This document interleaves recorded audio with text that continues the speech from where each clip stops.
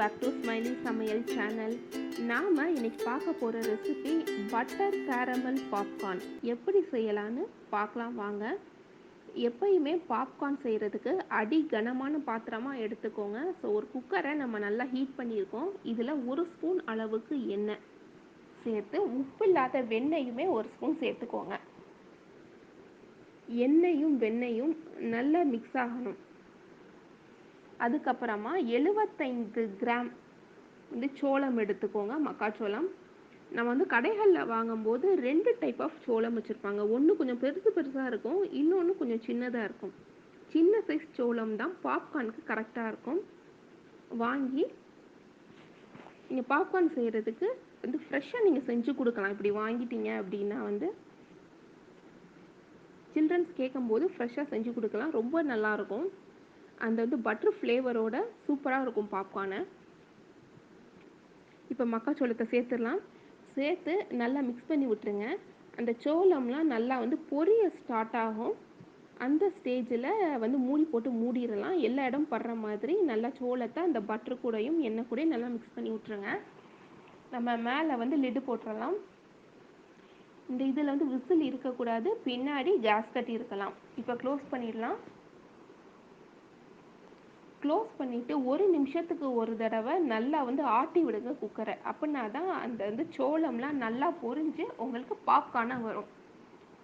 நீங்கள் கேரமல் வேண்டாம், நார்மல் பாப்கார்னே இருக்கட்டும் அப்படின்னு நினச்சிங்கன்னா நீங்கள் அந்த பாப்கார்ன் ஆனதுக்கப்புறம் இந்த ரெசிபிக்கு தேவையான உப்பும் மிளகும் மட்டும் சேர்த்திங்கன்னாவே ஃப்ரெஷ்ஷான பட்டர் பாப்கார்ன் உங்களுக்கு ரெடி ஆகிடும்.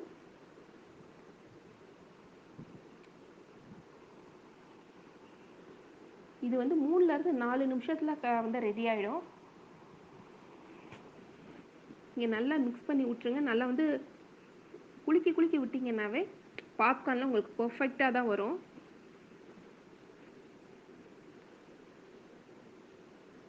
இப்போ இந்த சோளம்லாம் பொரிய ஸ்டார்ட் ஆக ஆரம்பிக்கும். ஒரு ஸ்டேஜில் பாப்கார்ன்லாம் நல்லா பொரிஞ்சு அந்த சவுண்டு கம்மியாயிடும். அந்த ஸ்டேஜில் நீங்கள் குக்கரை ஓப்பன் பண்ணி பார்க்கலாம். இப்போ ஓப்பன் பண்ணி பாருங்கள்.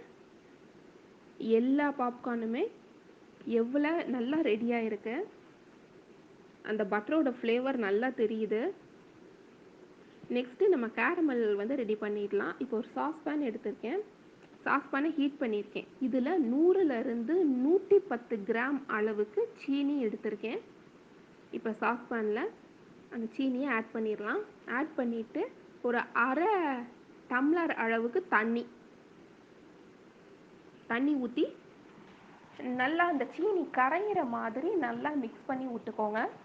சீனி கரைஞ்சதுக்கு அப்புறம் தான் நம்ம வெண்ணெய் சேர்க்கணும். இதுலேயுமே உப்பு இல்லாத வெண்ணெய் தான் ஆட் பண்ணுங்க. சால்ட்டோட பட்டர் போடாதீங்க. இதில் உப்பு இல்லாத வெண்ணெய் 1 ஸ்பூன் அளவுக்கு ஆட் பண்ணி நல்லா மிக்ஸ் பண்ணி விட்ருங்க. இந்த கேரமல் ரெடி ஆகிற டைம் கரெக்டாக 5 நிமிஷம் வரைக்கும் ஆகும். சிம்மில் வச்சு நீங்கள் ரெடி பண்ணுங்கள்.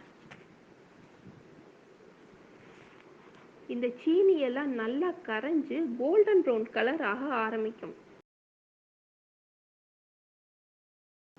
அந்த ஸ்டேஜில் ஒரு பவுலில் இந்த சிரப்பை எடுத்து விட்டு பார்த்தீங்கன்னா அந்த கேரமல் நல்லா உடையணும். அதுதான் பர்ஃபெக்டான ஸ்டேஜ். அதுக்கப்புறம் உள்ள ஸ்டேஜுக்கு விட்டுறாதீங்க. ஏன்னா ஒரு மாதிரி கசந்த தன்மை வந்துடும். இந்த ஸ்டேஜ் வந்தவுடனே கரெக்டாக ஸ்டவ் ஆஃப் பண்ணிவிடுங்க. இப்போ நம்ம பாப்கார்ன் ரெடி பண்ணி வச்சோம் இல்லையா, அந்த பாப்கார்னை நல்லா வெண்ணெயோ எண்ணெயோ தடவி ஒரு மிக்சிங் பவுலில் மாற்றி வச்சுருங்க. ஏன்னா கேரமல் ஊற்றுனீங்க அப்படின்னா கீழே ஒட்டும். ஸோ அதெல்லாம் ஒட்டாமல் இருக்கிறதுக்கு தான் அந்த எண்ணெயாவது வெண்ணெயாவது அந்த பவுலில் கோட் பண்ணி வச்சுருங்க. இப்போ கேரமலை நம்ம பாப்கார்ன் கூட சேர்த்துடலாம். சேர்த்து நல்லா மிக்ஸ் பண்ணி விட்ருங்க. நல்லா சூடாக இருக்கும் போதே சேர்த்துருங்க. அப்படின்னா தான் பாப்கார்ன்லாம் நல்லா ஒட்டிட்டு வரும். இப்போ எல்லா பக்கமும் படுற மாதிரி பாப்கார்னை நல்லா மிக்ஸ் பண்ணி விட்டாச்சு. பாருங்கள், இப்போ பட்டர் கேரமல் பாப்கார்ன் ரெடி. இந்த ரெசிபி சில்ட்ரன்ஸ்க்கெல்லாம் ரொம்ப பிடிக்கும். உங்கள் வீட்லேயும் ட்ரை பண்ணி பாருங்கள். ஃப்ரெஷ்ஷாக உங்கள் குழந்தைங்களுக்கு நீங்களே செஞ்சு கொடுக்கலாம். எங்கள் வீடியோஸ்லாம் பிடிச்சிருந்துச்சுன்னா லைக் பண்ணுங்கள், ஷேர் பண்ணுங்கள். மறக்காமல் ஸ்மைலி சமையல் சேனலுக்கு சப்ஸ்கிரைப் பண்ணுங்கள்.